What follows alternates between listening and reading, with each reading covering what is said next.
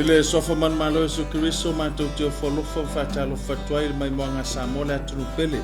Ele ngata o Samoa nei, a whapea fo iso si ta whakelope o maua mai le tautua ma le unanga ale whakasa TV. Malo ngā lulue, malo le tau ata i whaiva matiu te sa whita i tunga iei le tātou atunu. Isi whapoponga fo neo tātou pukalame o le Vaili le Atoponapona. Ele ngata ina laulau sa saa le susia ma le tamao ainga. Ta mali i mawhaila aunga o tula toa le atunu. Ia au se polkala mi fo o ta pena whaapitoa. Ia wafo inisi vaenga o le tanga nu. E tau lava ona si le fia le ngata o tupulanga. Ai whapea fo i le mai moanga Samoa atoa i le ngata mo le nei talu talu fo. Ai whapea fo i le anga yatu i le lumanai. O le nei fiafi ma le tātou pokalame. Masala o si le fia le tātou atunu.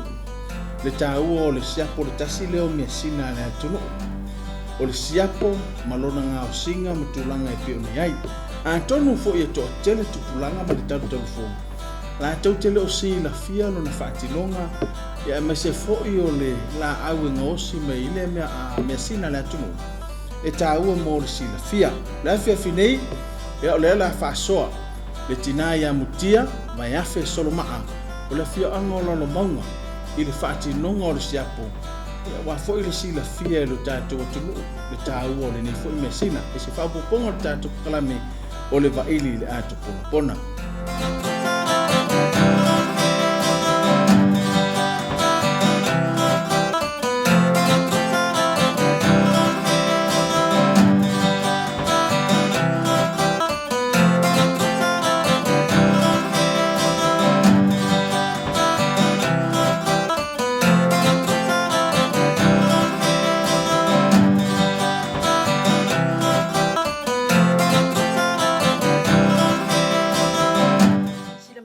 La aule ia ole la aule tsa ole ua ele ole kile foi le ya makanga fai le pe ole ua le ami fai ta ko pakaka inga ngi vanga fia ai le la ua maka ku de sa inga ka ko ua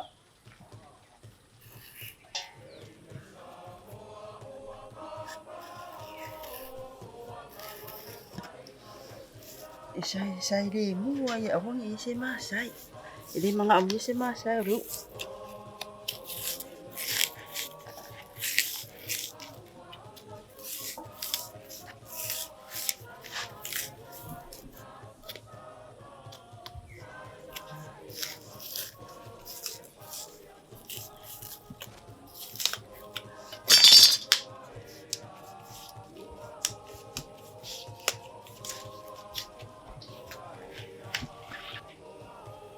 ni sai isen pa wen ina le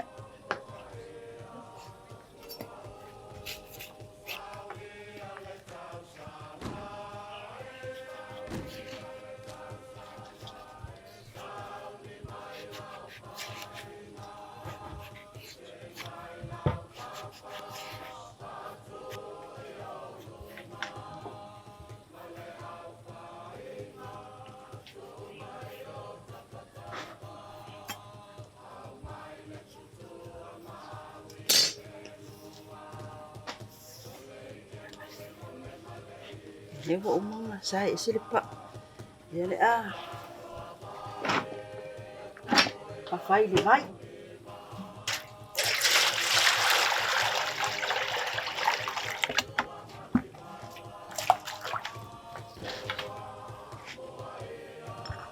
ya if angala le ko ole asi de mama ayo ngapiko bukan e dua asi ole asi maai ole asi makakupa la le ka u ole ka e fa ma ku ele o ko ka fa solonga pe a mo vai ka ko ole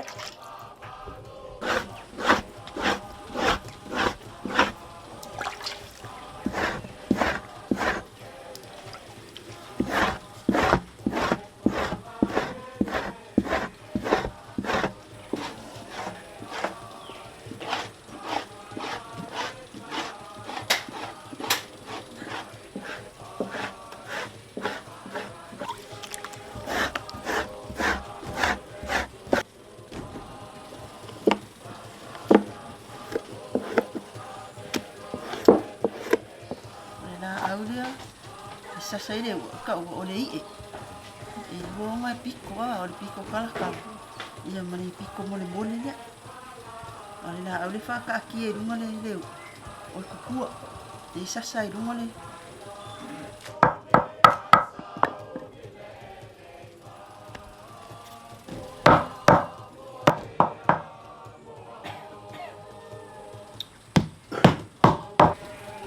kang ai mai de sile ela so lo que le la le wa así kama ila agua ya le ia wa fa pe so wa mo wa siap kede ya kede kama I wa fa pe o kanga mai foi pu la yo o mio lago le ni sa ko ila le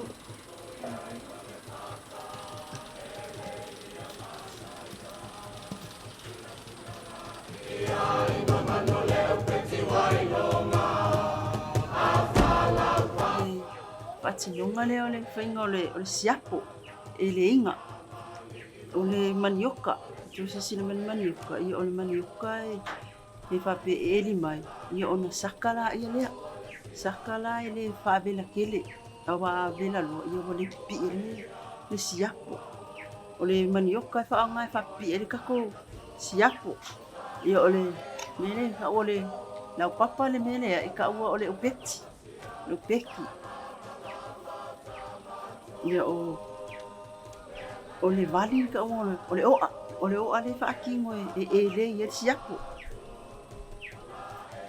le lau ale mea o le lau ko kanga ai o le lau le na ua le lau kango e le siapo o le poko siapo poko le a maka koi kako ngaduenga ni ia fiafi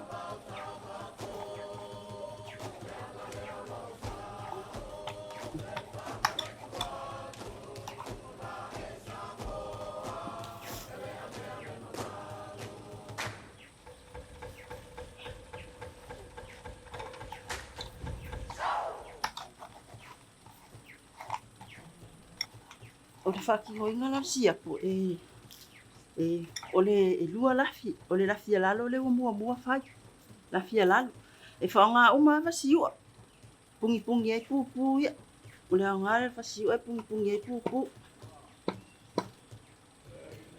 e le ma se me o le uaitia ia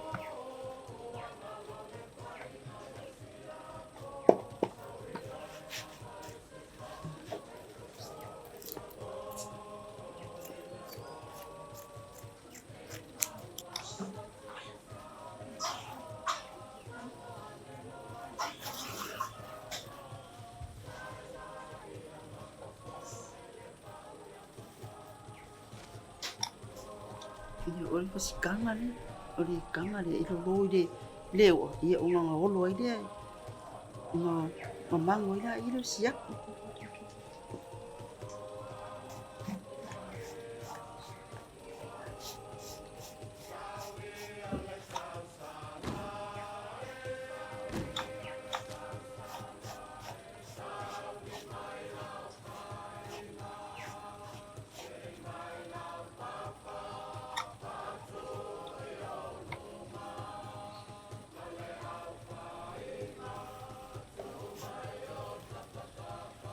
o le uare la kusile siapo o le kusinga fo siapo a whapea e lelele oa kasi ai le lua fo ia ia le kusinga fa ngai ila la ia le a lele ia e kolu ai le fale pako a lelele le ila siapo ma ka kia meronga mamangu le ni ma ngai o le akore o le peki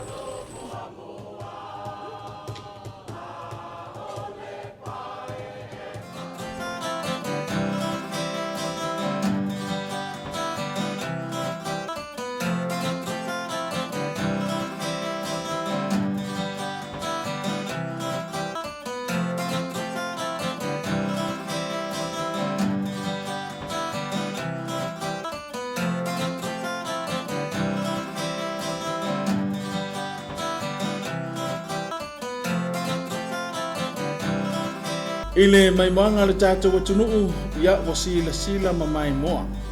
Na tu foi wano fufale I finangano ma wha moe ia le ngao singa o le siako e pe ona tau wha amatalatala. E le tausi ia Mutia ia o le tausi le whetalenga ia Vaeafe Solomaa o le whioanga o lalo maunga. O le tūlanga e pe ona maua le tātou pukalame e le o se mea sina e whainga o whiaro na ngao singa. E le ngata o le tausinga o le la au le o lo ngosi mai ai. Ai tele la asanga ma vaenga e whaatino, whatu a ata mai mata atino mai. Le fui mesina o le siapo e pe ona masanyai. A le tasi le neo mesina e tele ina tau e le ngata o wha moe, ma liu, sa whai o wha poiponga, sa tele ina wha ngaina. Tau au fo ina tawhia no na taua I le nei talu fuona o suinga, ma whainga wha ona po nei, wa sui ai le mesina taua la tunu. Salo o leo wa maua le fi au le nei fiafi, pe on whaasole tina ia Mutia. A tonu fo, wa sila ma mai mo niso tupulanga, le whato a ai, whaalongo ma moli ma. Ili ngao singa fo I o le mesina le atunu ue pe ona masani ai.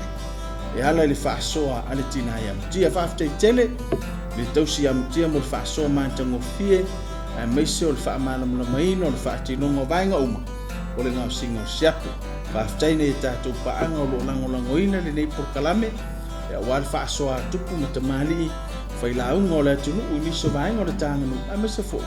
E o niso vala tāu o le anganu e pe o le tāino o le te tau whauina o le whale ma nisi vaenga o le anganu whaasoa I lungo le tātou pukalami o le Vaili le Atoponapona. Kono ose si papoponga le nawa yaso ai a manu teleina le ne fiafi tō whaasoifu.